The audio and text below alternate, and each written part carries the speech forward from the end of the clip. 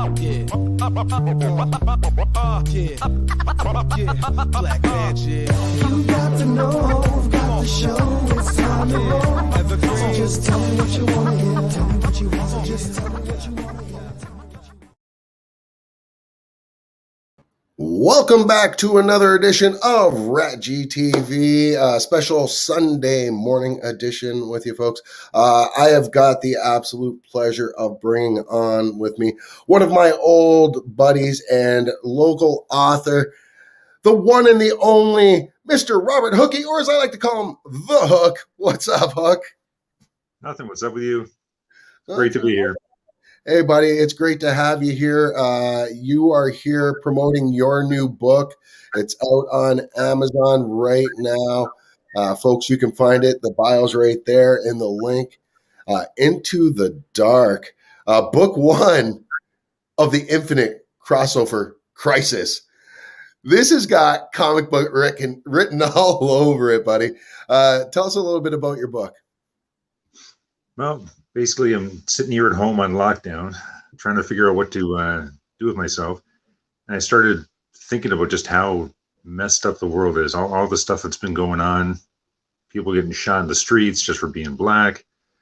All this craziness is insurrection and everything. And I started thinking about what if there was an actual reason or something behind some of the things that have been happening in the world. And I'm obviously a huge nerd.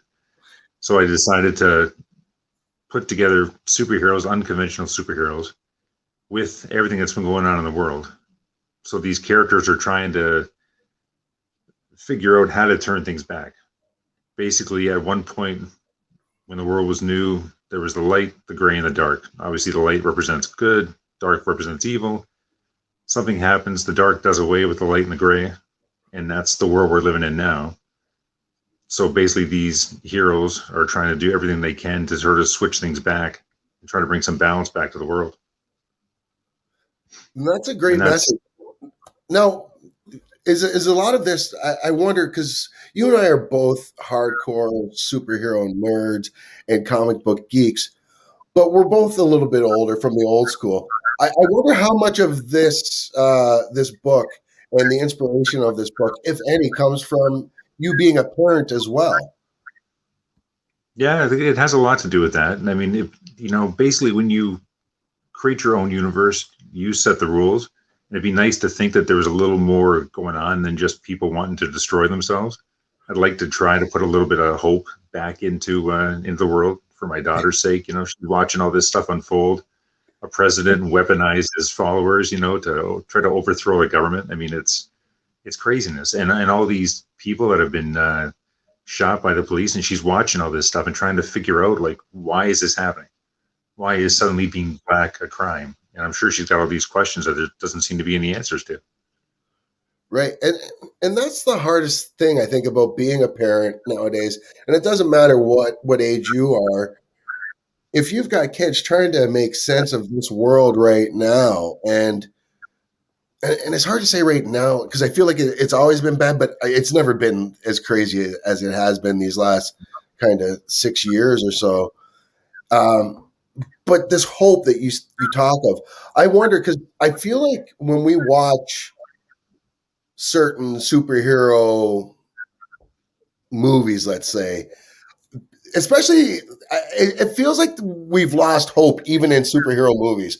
I'm not talking about Marvel. I think Marvel still has the hope, but I'll call it as it is. DC and everybody else, it seems like they always go for a lot of dread. You're going the opposite way. Was that a conscious effort? Yeah, no, this is deliberate. I mean, the first book is pretty dark, but I mean, there's a lot going on. And it's such a big story, I can't finish it all in the first book. So this basically just tees it all up. So yeah, there's a lot of darkness, but there's also a lot of hope. And the characters head towards a big showdown that'll continue on in the second book. And then in the third book, they'll have to deal with the fact that the dark represent mankind's capacity for evil. And you can't destroy that. You can't ever, totally get rid of the darkness altogether. So what do you do if you beat them, if you're lucky enough to? What kind of world do you build after that? And is it even possible to balance it out? And see, and that is the balancing act, or the difficulty there that lies within in any good superhero kind of story is relating it to real world events and letting the superheroes not just deal with, you know, the main bad guy, but deal with real life events and how you balance that and balance the actual what is right and what is wrong. Yeah, seriously. I think The Boys does a good job with that. And so this, I kind of call this as like what would happen if you crossed The Boys with The Cabin in the Woods. You know, in The Cabin in the Woods, they showed that a lot of like these slashers and all the things that were going on were controlled by an organization. This is kind of the same thing. So with everything that happens, you know, like Jason and all this stuff, there's all like some force behind it that's directing, causing this chaos for a specific reason.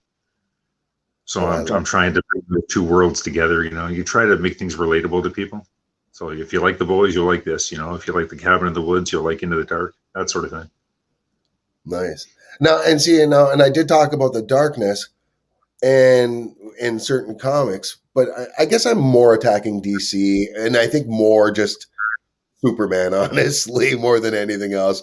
Because, like, I'm sorry, I will never get over it, Hook. How long have you known me, and how long have I not been able to get over Zack Snyder's portrayal of? Sorry, well, have you watched the 4-hour Justice League? I haven't watched. I haven't seen it. Is it any? It's better. Good. It's definitely better than the Whedon version. You get more, and I actually watched it in one sitting. No, I just have a hard time. I don't like the idea of Superman having to learn to become wholesome after he's already Superman. He learns all that in Smallville. Like, he learns right and wrong from his parents, and he learns to be a good human from all that. You know, it wasn't later like, oh, I don't know, should I be a good guy or a bad guy? Should I kill or should I not? I don't know. Yeah, going on a tangent here. He was living in like small town USA. You know, like everything was like apple pie perfect. And then he goes to Metropolis, which is basically New York City, and he sees the world isn't that simple. And if he flies over to some foreign country, then he's got the government flipping on him. So I mean, so things are a little different. It's weird that DC has become so dark. Right. Growing up as a kid, I always thought they were lighter and Marvel was darker. Exactly. But now, the same way. Endgame gave us all kinds of hope. So mixed with tragedy, and yet DC, like you said, it's super dark. Yeah, and I think that's where the balance has to be. Is I like dark. I think The Boys is cool because it is completely dark, but it's obviously ridiculous as well, over the top. Especially if you've read the comic books. Yeah, I've got all the comics, and that's what I tried to do with Into the Dark. There's like one reviewer already said that there's so much wackadoodle in it, it's crazy.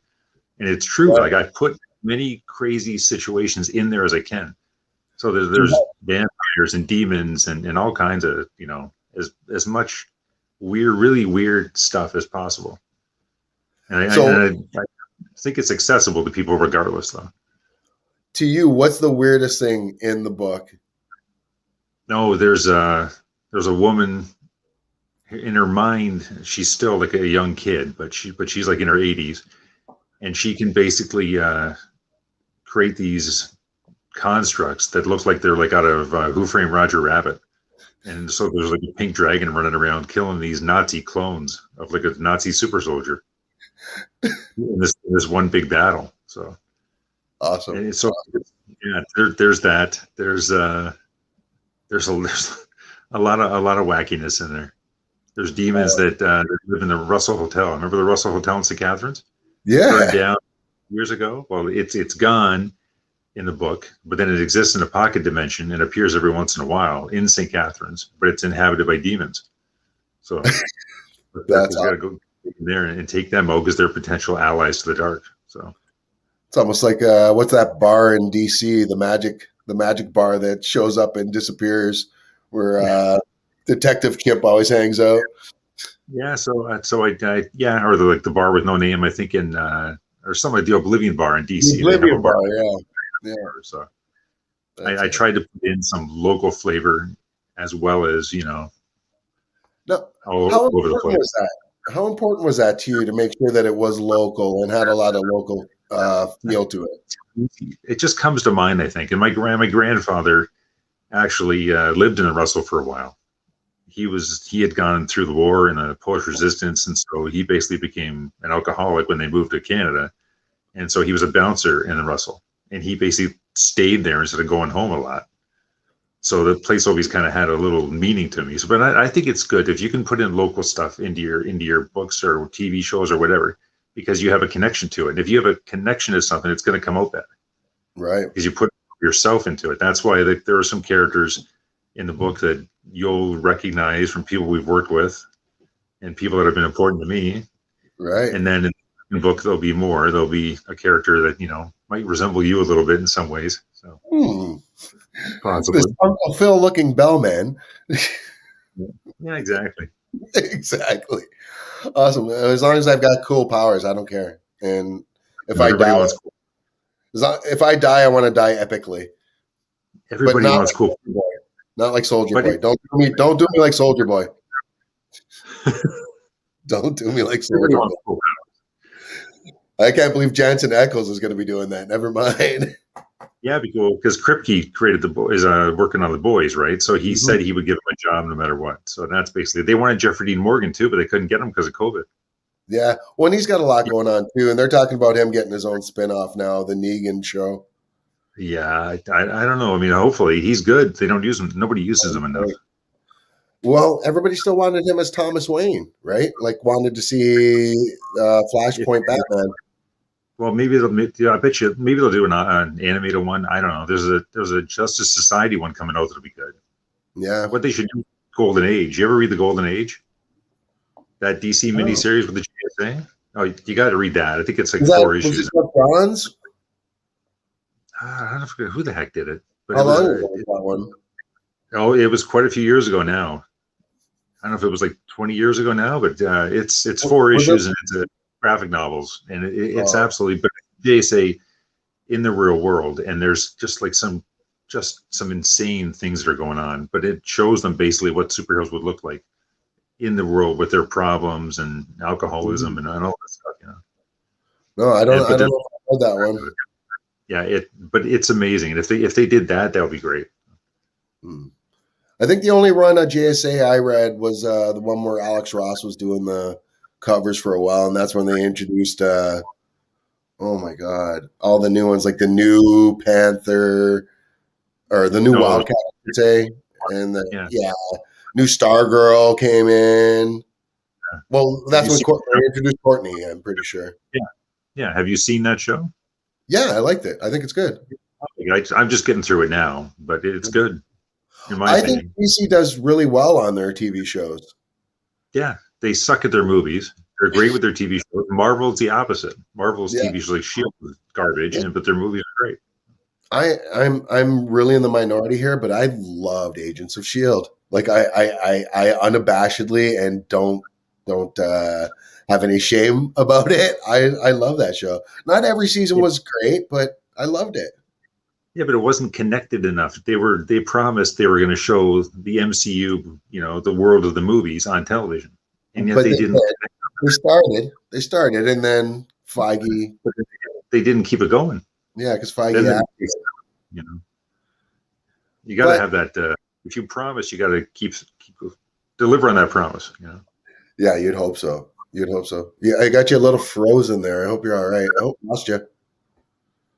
Lost your picture, but I can still hear you. Are you there? No, that's good. But let's see here.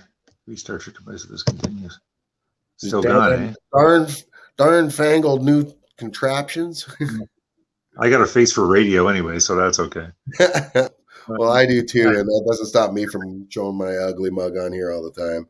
But here, we'll show your mug like this here, so people can see the book. As you can also see the link there. Amazon.ca into Dark Infinite Crossover Crisis. Folks, look it up. Mr. Robert Hookey.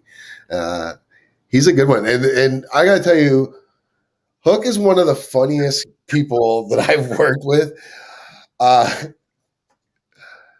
Hook, how would you explain your disposition on life? a lot of people would call me like super snarky, and there's a lot of snark that shows up in my writing.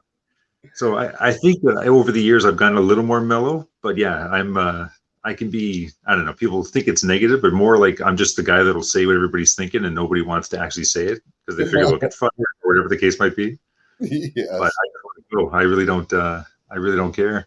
Yeah, and the thing that kills me is I've heard you say some shit where you obviously don't give a fuck to No. customers, and customers like just fucking love you and give you bigger tips. Like, I know you'd think I get canned, but I think as long as it's all a question of how you sell it.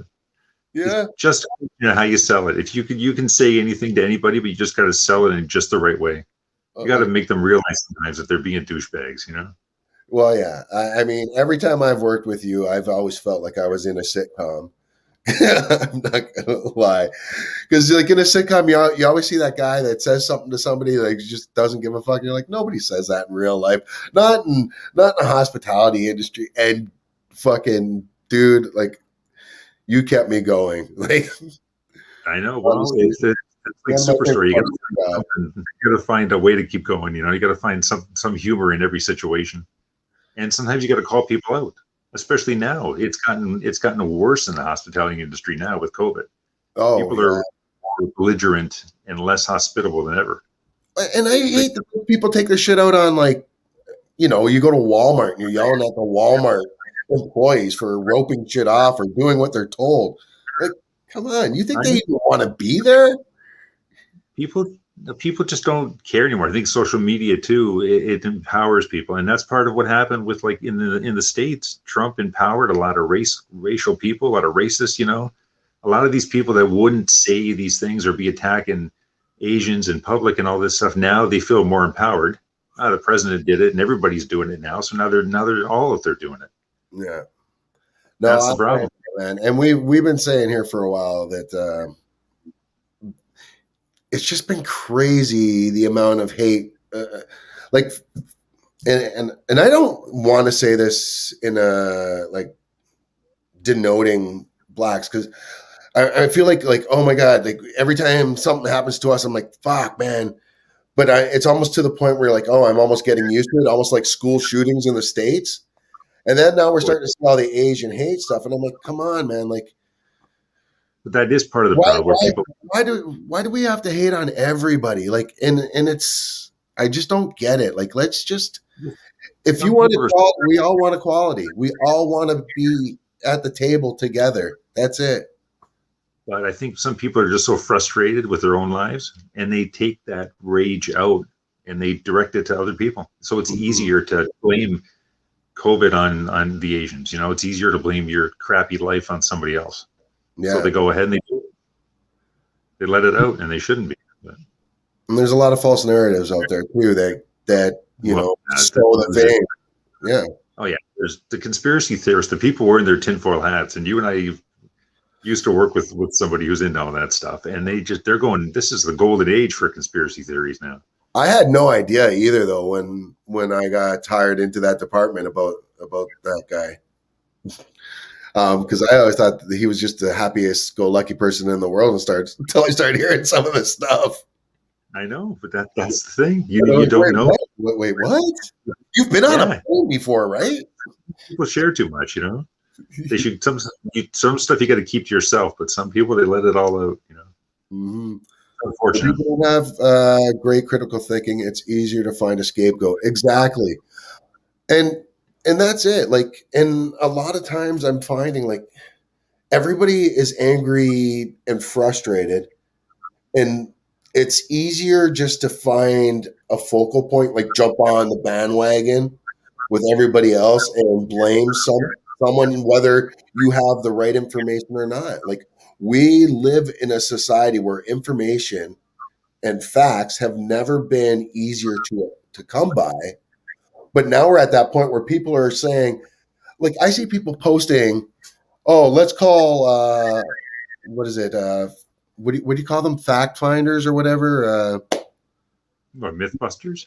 No, people that, fact checkers. Let's call fact checkers what they really are. Bullies. And they're calling fact checkers bullies. What? when does know, it but come to the point where, like, if you're wrong, you're wrong. Like, if I'm wrong, I've been told I'm wrong so many times in my life, and you know me, Hook. If you prove me wrong, I'm like, oh shit, I was wrong. yeah, but some people can't accept that. Like some people still don't believe that COVID's real. So I mean, they still don't believe that because Yeah, they don't know anybody that's contracted it, so they don't think there's anything to worry about. exactly. And Frank, you're right. People are too involved in everyone else's lives. True. But that gets dangerous too, though, because then you get the thing where you have like that big protest that happened. And I'm not saying whether it was right or wrong. I'm not calling anybody out. But then you get people who are saying, oh, well, why are you worried about what we're doing over here? You're too worried about our lives. Well, we're worried about your lives there because when you do that, you're actually affecting everybody else, though. Not trying. I realize you don't think you are, but if like you are, you just really are. And fact checkers, yes, Ben. Mm, No, thank it's what's happened to the world is just unbelievable. That's why it's good to have something to channel your frustrations into. That's why I started writing this book. Instead of another Bellman book, I hmm create reality, put in superheroes. The next one, I'm going to. There's tons of public domain superheroes out there from like the 30s and 40s and earlier. Anybody can use. Black Terror is one of them that gets used by a lot of companies, Image and Dynamite and stuff. But there's lots of other ones that you can use, and anybody can use them. Same with like Sherlock Holmes or any of these characters, as long as your version doesn't resemble anybody else's.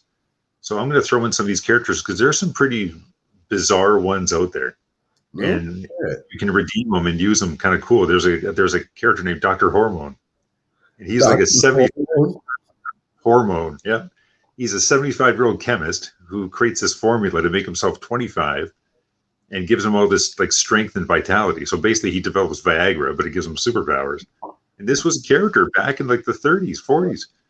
There's another one called Sky Girl, and she's a waitress. She had 89 appearances, and somehow in every single appearance, she winds up in her underwear flying a plane. Because comic books. Because comic Yeah. books. So if you can use the characters are out there. Wait, the original Blue Beetle, DC, as long as there's Dan Garrett with one T, you can use him. Dan Really? Garrett with two T's is DC's. But the original one, you can same with the original Daredevil. Like Dynamite used these characters a few years ago and still does. But anybody can use them as long as it's your own spin on it. The original Daredevil, was that the yellow one? Or was No, he before one his costume is kind of like blue and and red, but like split. Dynamite uses him right now, and he's got nothing, no connection to Matt Murdock, nothing like Matt Murdock. But he was called Daredevil, and he's a totally different type of character. But as long as you use that version, you're free to do whatever you want with him, as long as you establish it's not Marvel's version. See, and I'm trying It's to cool. find it here online. Yeah. That is insane. That's too nuts. There's So lots of tons. now we talk a lot about comic books, you and I, because that's who we are. Like we're comic book nerds at heart. Tell me, who is your all-time favorite comic book character? I don't know. I mean, I like Batman a lot, maybe because anybody could be Batman. But there's although Nightwing, I really like Nightwing. The sidekick who's no longer a sidekick. He's a pretty cool character. But there's so many out there. Like, my writing style is more Deadpool than anything else, with that Ryan Reynolds sarcasm. Right. But there's so many cool characters out there. There really is There's so many out there. Well, I don't know why. I always thought you were a Silver Surfer fan. No, well, I read when Ron Lim was doing them. I read them for quite a while, but I haven't read them now. Although he shows up in King in Black. I don't know if you've been reading that miniseries. I haven't. I just saw a little synopsis because it just ended, right? Yeah, just ended. Yeah, and like now Venom's the most powerful creature in all of Marvel. Well, yeah, like I think he basically becomes connected to all the symbiotes. So now that's where his power is coming from. But Silver Surfer shows up in a big way in that book. Oh, no way. And he's sort of like the light to the dark of the King of Black. So there's a big connection with him. So, but yeah, he's a good character to a point. I like characters that are relatable. I'm not sure how relatable Silver Surfer actually is to guys Exactly. like you. But Flights of Fancy are good too, but still. Who's the weirdest comic book character for you? Uh, Deadpool's pretty weird, but as far as Image has a lot of really weird characters out there. Bomb Queen's a pretty bizarre character, but yet very timely.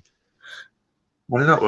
Anything in the boys. If you look at some of the other, like the soups that are in the boys, there's some pretty bizarre ones there. Ones that are like vomiting up acid and then all kinds of really weird characters. And they made that penis guy just for the TV show. He wasn't actually in the comics. He was. Was he?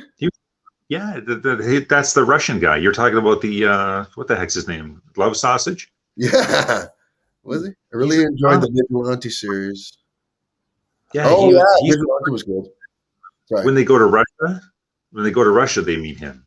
He's a retired Russian soup, but he's a good guy. And he's on their side. I read the first novel, the first graphic novel. So I haven't even made it to the point. Okay, some spoilers here, folks. It's not for it may happen in the show, but in the comic book, I haven't made it to the point where Bill died or anything like that. No, that's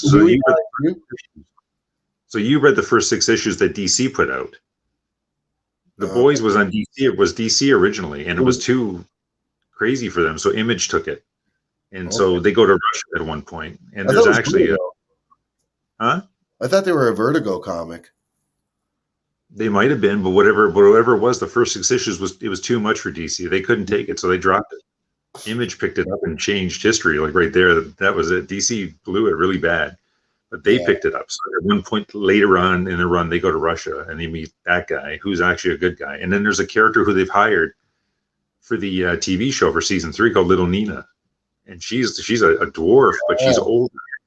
Yeah, and buddy, I can't even tell you the stuff that she gets out, and the way she dies is the most bizarre and cruel way that you could possibly imagine. It's really weird. I don't want to see anything, but if they do it in the TV show, it's going to be insane. I wonder if they'll do it like they do on The Walking Dead, though, because they seem to take because it's not exactly the exact same from the comic books as it is on the TV show. Shane died really early in the comics. Yeah. Well, not only that, they changed, what's his name? The guy that dies with Glenn in the movie, in the TV show, Abraham. Oh, Abraham. Yeah, the way he dies in the comic books, they did that to the Doctor instead. Yeah. Remember he gets shot in the head with the fucking arrow, and he's doesn't even realize he's dying. He was like, "Oh, what's happening?" And he's still kind of carrying on. Well, they did that with the Doctor instead. So I think they'll still do that with the Boys a bit. You can adapt it any way you want to sort of stretch it out and that sort of thing. But some of the craziness I think they'll keep for the Boys because that's their trademark. Complete madness. Well, that doesn't sound good for Jensen Ackles then. No, but it depends. It depends how much they drag it out. I think they'll keep him around for at least the season anyways. No, I don't even mean that. I just mean they got to do the rape scene. Yeah, well, it's more consensual because he wants to get on in the 7. So we'll see.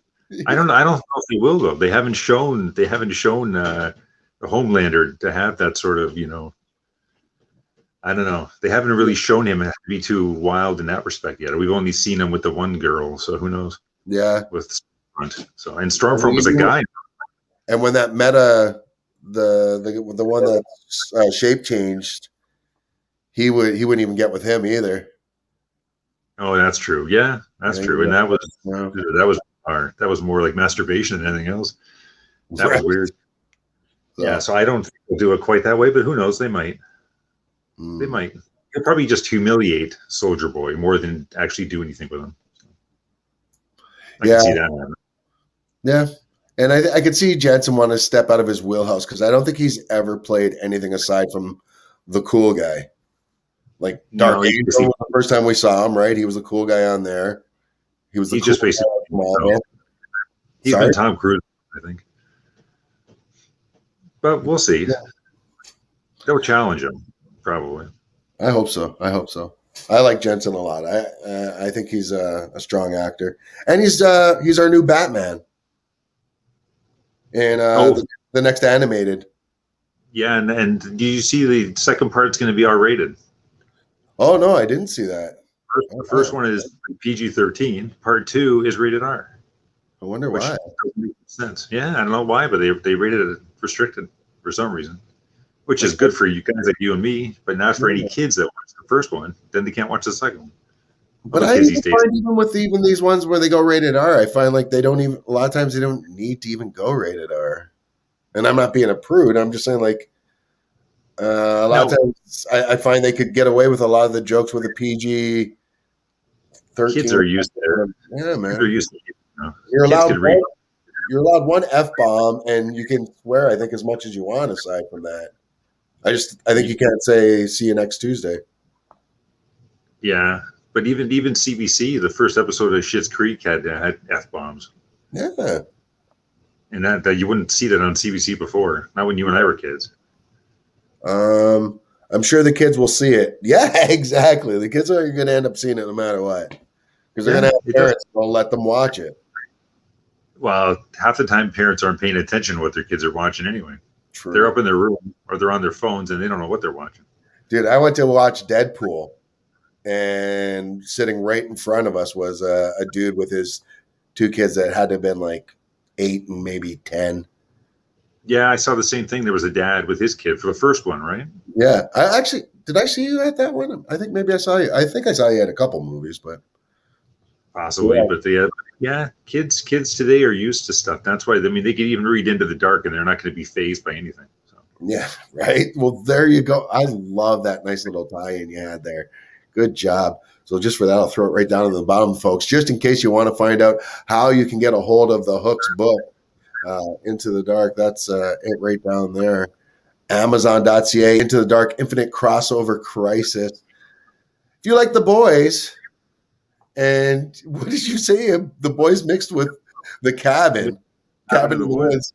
Basically, Cabin in the Woods, it basically shows everything that happens. Like all these monsters and these things that go bump in the night are controlled by a corporation to feed these dark gods. Well, this is somewhat similar, eerily similar, but still with my own spin on it. And then I throw in superheroes, not many of whom actually wear costumes, but they're still superheroes regardless. So I love it. Ben says, when I saw Blade in the theater, there was someone there with kids. Couldn't have been more than 8. Yeah, and that was rated R as well. Oh yeah, look at the opening. Blade has one of the best openings of any comic book movie I've ever seen. Blade is one of the best comic book movies ever.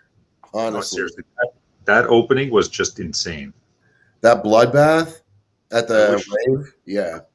I just wish they had maintained that quality through the whole series. Yeah, I liked part 3. I know people hated it, but I liked it.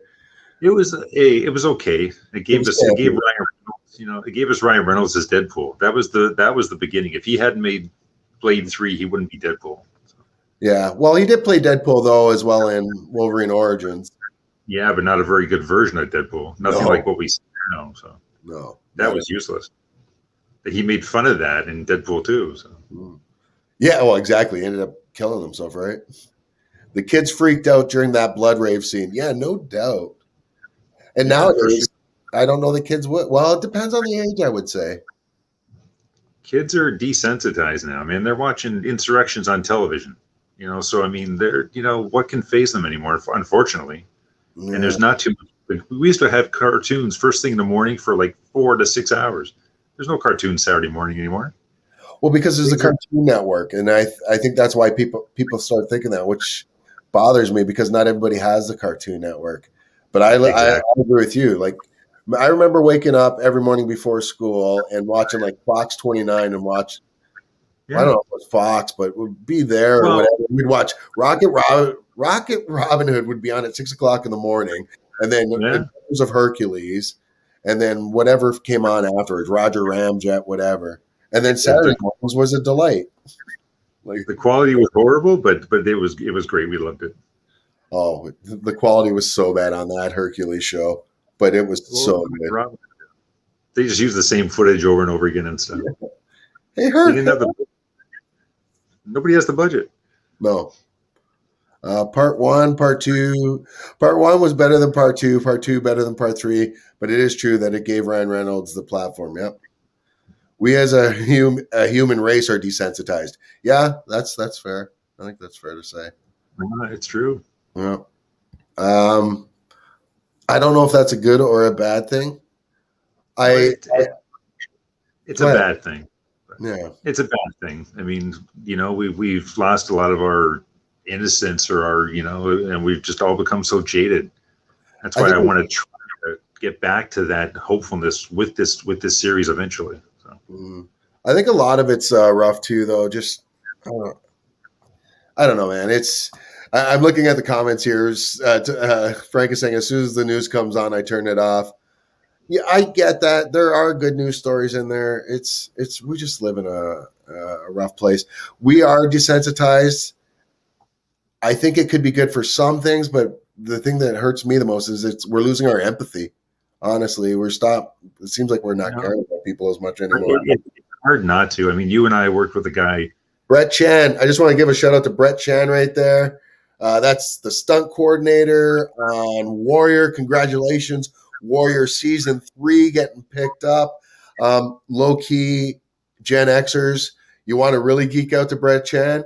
Go back and watch that Spike TV show that was on, Deadliest Warriors, and Brett was one of the guys on there that would test the weapons. Yeah, man, serious geek out moment. But yeah, sorry, didn't mean to get off track there. I wanted to give Brett the support that he needs, or just the congratulations that he needs, and he's getting some congrats there as well. But yeah, going back to that, I do find we're desensitized, or we're losing that empathy. Yeah, no, it's true, but it's kind of hard not to, because we've all gone through stuff personally and otherwise. Like you and I worked with a guy for years who ended up taking his own life, and that broke me. World. Part of what I went through with that, I've channeled into the book. So there that character, that guy that we both know, he's in this book, and in on a similar path, but things are going to work out a little bit differently as time goes on, and it was a good way to work through some stuff. So. Yeah, because you guys were tight too. Like you. No, we were really tight, and there was nothing I could do, and I was there pretty much right to the last moment, but there was nothing that could be done, and sometimes this is just what happens. Yeah. So, but writing or anything you do, like what you do and everything, there's always ways to work through what you've gone through. Yeah. Oh, this is definitely cathartic for me. Or yeah. I don't know if I'm saying that the proper way, but it's definitely it's definitely a way for me to get out and to feel normal and forget shit sometimes, even though we do this and we do talk about things. Yeah. And you see, that's why a show like Warrior is good, because, there's a lot of people who don't see themselves represented on television. So that's why Kim's Convenience ended like last week. And it's such a shame, because there's just not enough representation on television. So a show like Warrior, at least young kids, Asian kids, whatever, can see themselves on TV and actually see that their story or their people's stories being told in some way. Yeah. And it would have been an absolute shame had that show been canceled after HBO Max picked them up from Cinemax. But the fans spoke up, and like you said, representation matters. I know a lot of people get sick of hearing that. I don't know why you're sick of hearing that, because I would think you would want to be represented as well. Like representation for all, and it's not like anybody's asking for a bigger piece of the pie. No, but that's why it's such a shame that Kim's Convenience got canceled. They got renewed for a 6th season. The main guy that created the show wanted to leave, and there wasn't any other Koreans or anyone that could come in and do any more writing for the show. So that's why he left, and they canceled the show because they didn't have anybody to continue on with that perspective. Now, Hook, you are one of my only friends that I've ever known in my entire life who absolutely loves Canadian television. 2-part question. One, what's the appeal? And two, what is your all-time favorite Canadian show? I know what it is, but for the fans. You're putting me on the spot because I'm not even sure what. There's so many shows that I like. Oh, okay. But as far as Canadian shows go, I don't necessarily. I want to check it out if it's Canadian, just to have that national pride. But if it's no good, it's no good. But Right. if there's high quality, like Kim's Convenience is a fantastic show. You wouldn't think it doesn't have any superheroes. You wouldn't think it has anything that I'd like, but I think it's fantastic. Schitt's Creek, like super, Love Schitt's super. Creek. Murdoch Mysteries has always appealed to me. I don't know. It's a good show, and there's some good quality writing there. So, I mean, I don't know. I just got to have that national pride, I guess, because people say they make fun of Canadians, but we can do things if we're just given the opportunity. Yep. And let's remember, a lot of the best movies and television shows, American movies and American television shows, are filmed here. Just saying. I know. Yeah, it's funny. Yep. Frank says corner gas. I can never get into corner gas, but I know that it's got a lot of love. And not only does it have a lot of love, it got renewed as an animated series. So yeah, they should have just kept it going. But I never got into corner gas. But it's a good show. Letterkenny, people like that. I never got into it. But I can't get into Letterkenny or Trailer Park Boys. I don't know anything about either one of those shows.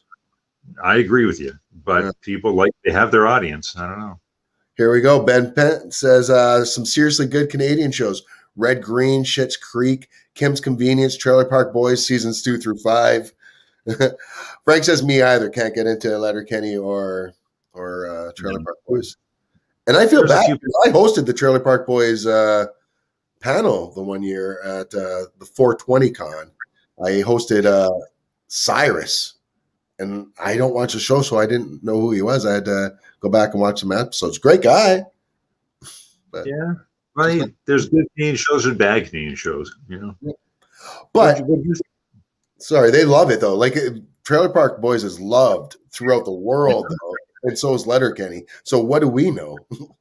Well, because it appeals to people. It appeals to people living in the trailer park. It appeals to the people living in Sarnia, farmers and all that stuff. They found their audience, Yeah. Well, I live in Welland, so I mean, it's not that far off. No, it's true. That's true, but still, Letterkenny isn't really my jam either. Yeah. And if you do like it, like when we say this stuff, just remember, I always go back to the Baskin Robbins analogy. There's a reason why Baskin Robbins has so many flavors. Not everybody likes vanilla and chocolate. It's okay if you like something we don't, or vice versa. I don't take it offensively if you like something or you don't like something I like. It's, I don't know, man. There's enough TV out there for everybody and movies. Oh yeah, these shows are smart. They got to find their audience. You can't have just the same thing, and there's too much competition. So they found what works for them, and they ran with it. Yeah, oh, exactly. And Frank is right. The people who like it love it. That is so true. The only thing I like about Letterkenny is they say a saying that my Uncle George used to say all the time. My Uncle George used to always say, "Pitter patter, let's get at her." And they say that on that show too. So they use a lot of lines that seem sort of like, but people love them. So yeah, man, which is great. You gotta find what. Sorry, go ahead. You got to find what works for you. That's why I wanted to write a book for years, fiction, but I didn't know what to do.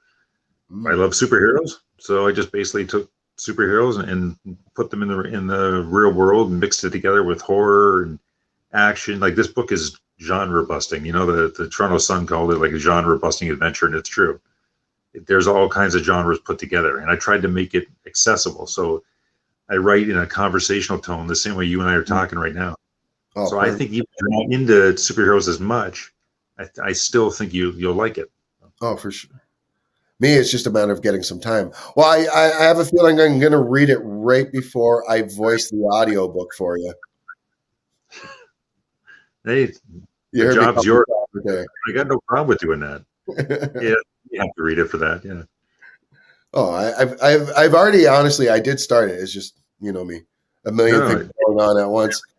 So much shit going on that I'm doing a Sunday morning interview. It's not an issue. it's everybody reads at their own pace too. Some people I can read like finish a book in a couple of days. Some people take a couple of months.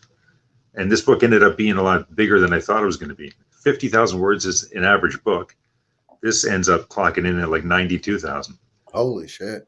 Yeah, so it ended up becoming a lot bigger than I thought, but I had too much to say, and there were too many situations. There's a lot of characters too, so there's something in there that appeals to everybody. There's a character that appeals to everybody, and that's why the second and third I'll try to bring it down a little bit, but at the same time, I had lots I wanted to get out. Well, if I'm voicing this book and then the next book, and I'm in the next book, I'm just using my real voice for my character. Yeah, you go right ahead. You got that smooth, silky shaft voice. You go right ahead. Too funny. This is awesome, buddy. I love talking with you. Oh, Katie. Yes, talking about my Uncle George. Yes, we all love and miss your dad. Your dad was honestly the life of the party. Some people go through the wheel of time in just a few months. Others takes a year. Fair. Yeah. It all depends. Who knows why some people live as long as they do and others are gone way far too soon. Yeah. And it's the same with reading a book, right? Some of us right away and some of us not so much. But so we talked a little bit about comic books. So before we get out of here, I got to pick your brain about some TV because like we haven't worked together in too long, and I'm missing all our geeking out sessions. Honestly, we've missed so much. Where did we work together? Great question. We both worked at the Fallsview Hilton. You're still there, right, Hook? Or? Yep. Yeah. Still there. I still say my time as a bellman there, that was the best money I've ever made in my life. And I worked my last job. I left there to go to construction, and I got a construction job making like good money. Still nowhere near. I've ran bars my entire life. I've been a bartender in Niagara on the Lake and a lot of high class places. I've never made the stupid money I made there. I hope I'm not outing everyone. But no, hey, everybody's different. Everybody made different money. As far as Revenue Canada is concerned, I can neither confirm nor deny that. But everybody's different. You're good with people, so you might get a $20 tip, and I might get a $2 tip. It all depends. Oh, dude, you were doing all right. I mean, we all did good. Love the stories from the Hilton. Yeah, man, we had a lot of good stories. You want to talk some good stories? Do you still have that blog? I stopped writing hotel stories shortly after we left Ronnie, and then I tried to be a little more hopeful. So I had like a different series I was doing, and then I just stopped doing that. And then when COVID hit, I really just didn't have any interest in it. But I've been going back and trying to use it to promote the book as much as I can. Right. I've got decent sized audience as far as I'm concerned, like over 4,000 subscribers. It's not huge, but I mean, still the people are really decent on there. So I've been trying to promote the book as much as I can on there. That's awesome. 4,000 people. That's a lot. So, yeah, you've been hooked. I've been hooked. You've been hooked. That's the blog. Yeah. Yeah. So yeah, it's fun though. Blogging is another good way to work things out. Well, how long has it been since we worked together? Was the MCU started yet? Oh, I don't know if Captain America had come out yet. That was the first one, or no, Iron Man was the first one. Yeah. Yeah, Iron Man 1 and 2. Yeah, so I don't know if Iron Man had come out yet. Well, it's been so long. Let me ask you, Hook. No, because Man of Steel was coming out. I remember you and I talking about Man of Steel. And that was after Iron Man? And that was after Iron Man. Okay. Well, so it's been a while. All right. So do you have an all-time favorite Marvel movie? Like, what do you think stood out the most in the MCU film-wise? Honestly, I don't think you can beat Endgame. I think the portals scene is probably like every fan's like wet dream come to life, man. Like that is just crazy when you figure they're coming back, maybe, but you don't know, and then all of a sudden they all just start popping in. I mean, they even had Howard there. That was just crazy. Yeah. So to me, Endgame, it could have been. It had its moments where it could have been a little stronger, but I think it was really good. I wanted to see the Netflix heroes in there, but it was good. Same. I really wanted to see that, and there's still some hope, right? Because we haven't got it confirmed who he's playing, but Charlie Cox is in the new Spider-Man movie, and they just He'll be Daredevil. Yeah, he'll be Daredevil. You're not going to put him in, Spider-Man and not be Daredevil. Well, WandaVision, you put Evan Peters in as Quicksilver, but he wasn't really Quicksilver. He was Boner. Well, I know because for some reason they haven't worked out the Fox. They still haven't worked it out yet. The closest we've got so far has been Madripoor and Falcon. They went Falcon and Winter Soldier. I lost my shit when they went to Madripoor, and not only when they went to Madripoor, I don't know if you caught it or not, but if you look really briefly, Sam's walking on the street, and you see one of the neon signs says the Princess Bar. Oh no, I missed that. And you know me, I'm a diehard Wolverine fan, and Patch, that was my jam.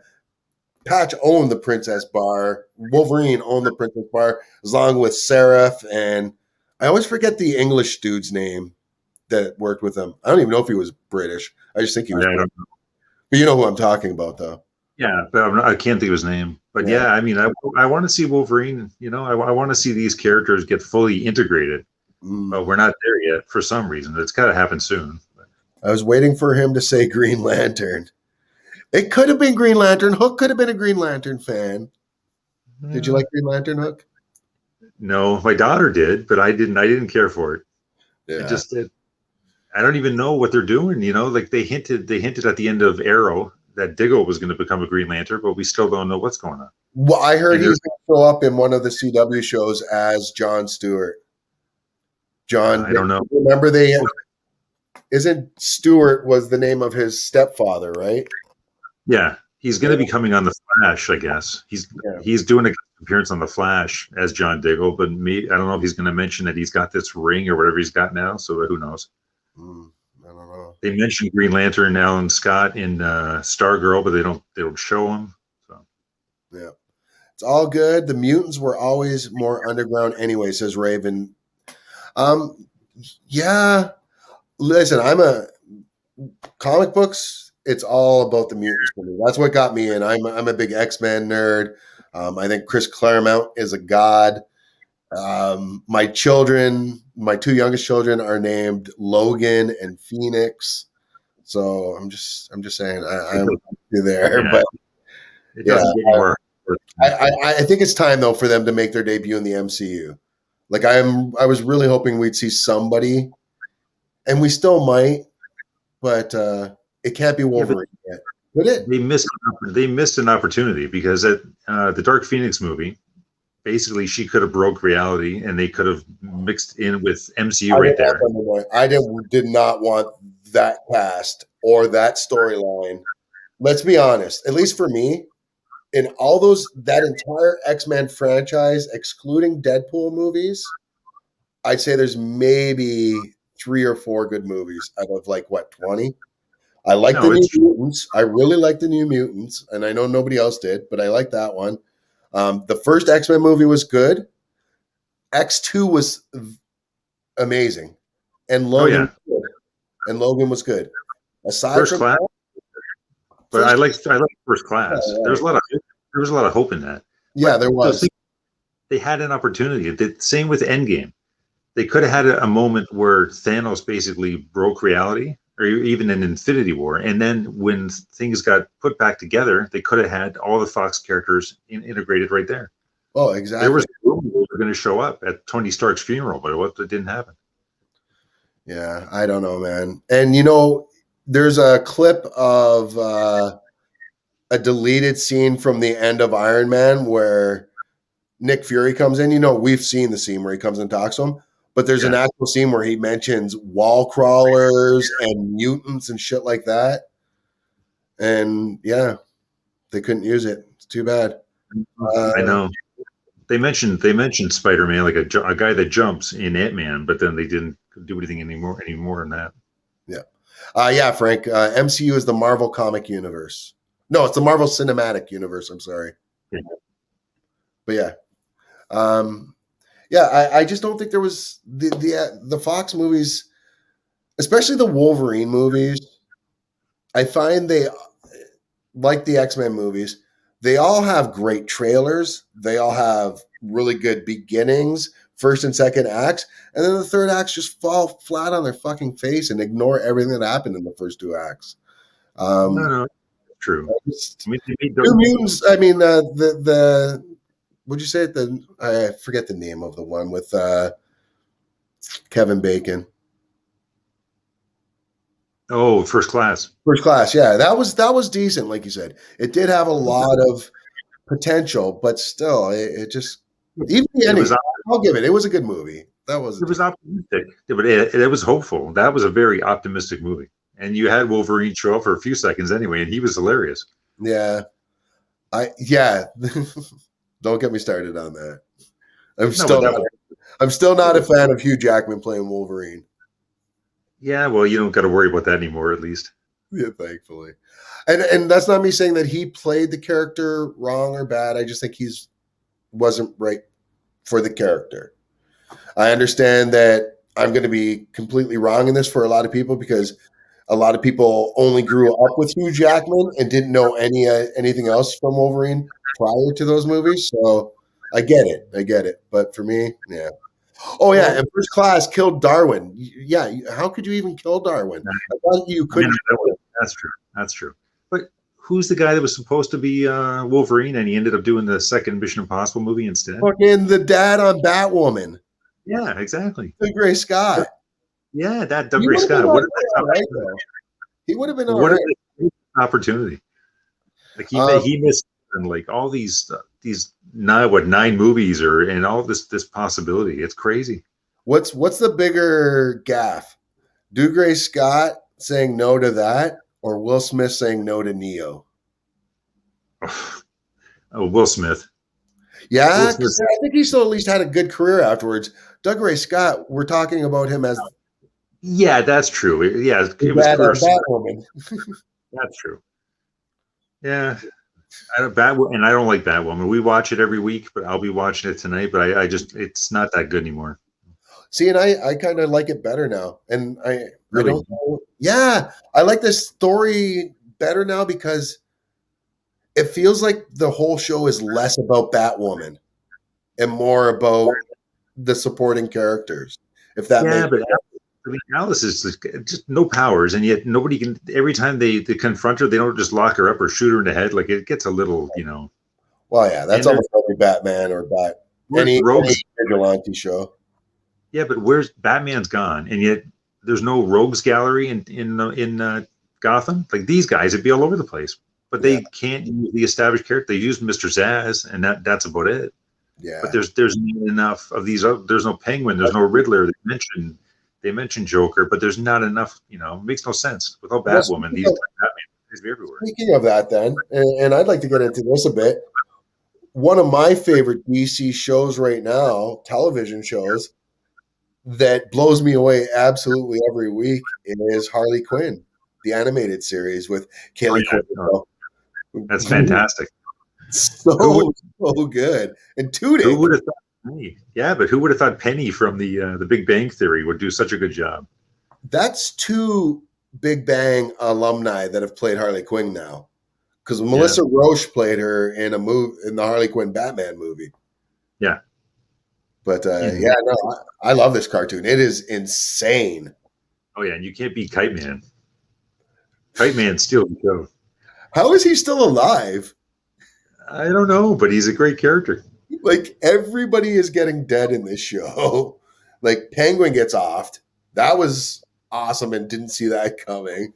I don't know if Riddler's still alive, but I love what is that? Jim Rash just plays him. I think so. Yeah, the dean from Community. Yeah, Kite Man's too popular. You don't get rid of your characters that are that popular. Yeah, well, I'm interested to see what happens in season 3. The wedding was off, right? They didn't get him in. Off. Yeah, Harley Quinn and Ivy ran off. So, yeah, that show I think is fantastic. What do you think of Titans? I like it. It gave us the best version of Bruce Wayne that we've ever seen. No Wow. Batman. I'm shocked with that. I really love the show, but that was the only thing I didn't like. I like him. Like he's actually British. he's He has a British accent when he's speaking as Bruce Wayne, well, and he's blonde. he's And Irish. That guy's Irish.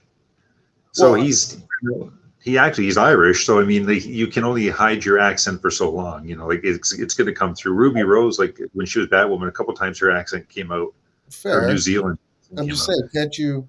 You couldn't have gotten. I never hear Brendan Thwaite's accent come out. No, I think my phone's dying, Ryan. Okay. All right. Well, we'll get going. We'll do this another time, though. This was a lot of fun. I do appreciate that, folks. If you want to go out, check out Hook Book on Amazon.ca. Into the Dark, Infinite Crossover Crisis. Yeah, had to steal that from comics. I love it. I absolutely love it. It makes total sense. Folks, do yourself a favor. Go out, get the book. If you're local, you can pick it up from Hook or, curbside. Yeah, well, they could private message me and I'll come by, throw it at their house. There you go. Like the old school mailman days or newspaper boy days. Ride my bike over. I love it. Whatever I got to do. Well, Hook, this has been a blast. I love catching up with you. I feel like I thought this was going to be a quick conversation, but I feel like you and I probably could have went on for a couple more hours. No, we can do this again. No, anytime you want, we can do this again. Well, for sure. We'll do that again, and I think we'll do like maybe a geek day where we just geek out on my geek page and we talk comics and shit with all the other geeks. Yeah, that'll be great. Awesome, Hook. Well, thanks so much for being on the show. I know you guys can't see him there, but the Hook is here. Check him out on Amazon, like we said, Into Dark, Infinite Crossover Crisis. Folks, it's been my absolute pleasure. Hope you had a great time. Hook, thank you for being here. Any parting words for the folks? I'm new to all this, man. I got no parting words, but just everybody take it easy and stay safe. It's bad. That's what we got to say these days, but Well, there you go. And well, from all of us to all of you, hope everyone has a safe and happy Sunday. And thanks so much for watching. For the Hook and for Zeus, I am out of here. Peace.